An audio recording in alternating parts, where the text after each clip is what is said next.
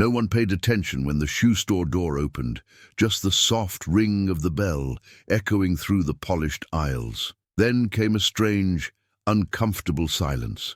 An elderly woman stepped in slowly, wearing dusty clothes, worn-out shoes, and carrying an expression of quiet exhaustion, the kind that doesn't ask for charity, only a chance. Before she could even finish her first sentence, the saleswoman twisted her face with disgust and snapped, "Hey, this is not a shelter. Out!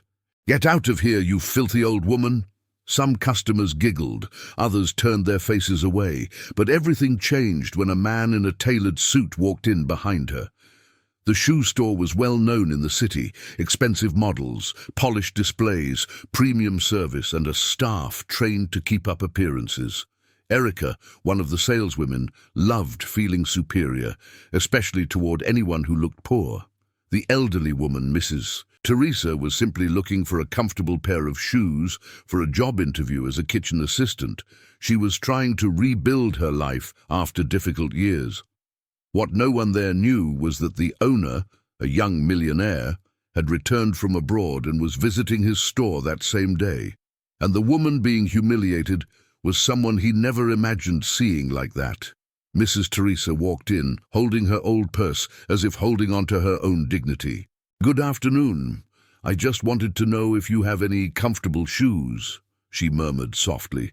Erica didn't let her finish. "Ma'am, please. We try to maintain a certain level here. You're—" She gestured up and down, wrinkling her nose. "Too dirty to even be touching items in this store." A couple of young customers laughed. A teenage girl, amused, discreetly raised her phone to record the scene. "I just wanted to check if—" "No, this isn't a charity home. Please step aside and stop blocking the entrance." The elderly woman stepped back, trembling as if pushed by invisible hands, the kind made of harsh words instead of force. "I'm sorry. I didn't mean to disturb." At that exact moment, the door opened again. A man in a dark blue suit entered, wearing an expensive watch and carrying authority in his posture.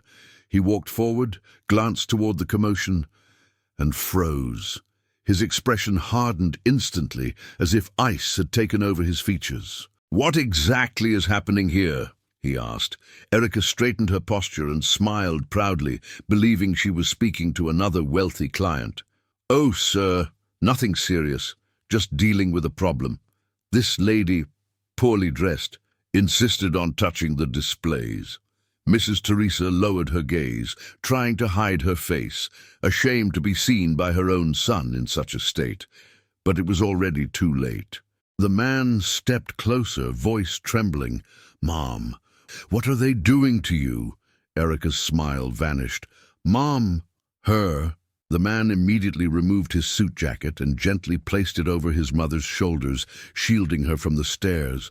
"Mom, why didn't you tell me you were coming here?" She forced a small, embarrassed smile.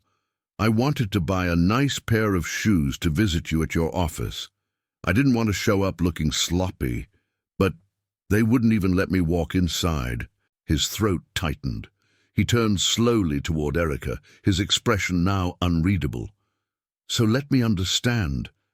You threw a customer out, humiliated an elderly woman, raised your voice at her, and even laughed at her." Erica stuttered, trembling. "But I didn't know." "You didn't need to know. Respect is not conditional." The store fell silent. Every employee looked down in shame. Even the customers, who had watched everything without intervening, shifted uncomfortably. "This store carries my name," he continued, "and every person working here was trained to treat everyone with dignity." Erica swallowed hard. "I didn't mean—" "You're dismissed," he interrupted firmly. "Pack your things, right now." Her face went pale. "Sir, please," "I said now." Erica walked away shaking while whispers spread through the store like wildfire. The millionaire then held his mother's hand.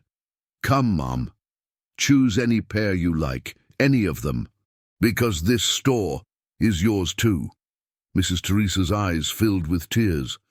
"I just wanted something simple." "And you'll have the best pair we have," he said with a gentle smile. Several customers approached with apologies, offering help, trying to soften their guilt, but she simply replied, with the kindness she always carried in her heart, "I'm fine, thank you." The millionaire asked a staff member to bring her water and offered her a comfortable chair. Then he gathered the entire team at the center of the store. "Listen carefully," he said. "From today on, no one, absolutely no one, will ever be treated with disrespect inside this place. Do you all understand?" Everyone nodded quickly, visibly shaken. After some minutes, Mrs. Teresa walked around the store slowly, examining the shoes with a tenderness and care that contrasted with everything she had suffered moments earlier. She finally chose a beautiful, comfortable, modest pair, the kind she felt truly represented her. She approached the counter nervously. "How much is this one?" she asked, almost whispering. Her son laughed softly. "It costs having you alive and here with me, Mom. The rest is on me." For the first time that day, she smiled fully, a warm, trembling smile that seemed to light up the entire room. As they walked outside, customers watched with admiration. Some felt ashamed for not defending her earlier. Others reflected on how quickly they judged people by appearance. Before entering the car, she touched her son's arm. "My boy, you grew so much, but you never lost your goodness." He embraced her tightly. "And you, Mom, you're the reason I learned what goodness is." When they reached the car, Mrs. Teresa held her new shoes close to her chest, as if protecting a piece of her dignity that had finally been restored. "I just wanted to be treated like a human being," she whispered. "And you always will be," her son responded gently. "Your worth isn't in the clothes you wear. It's in the life you lived, the battles you fought, and the love you gave."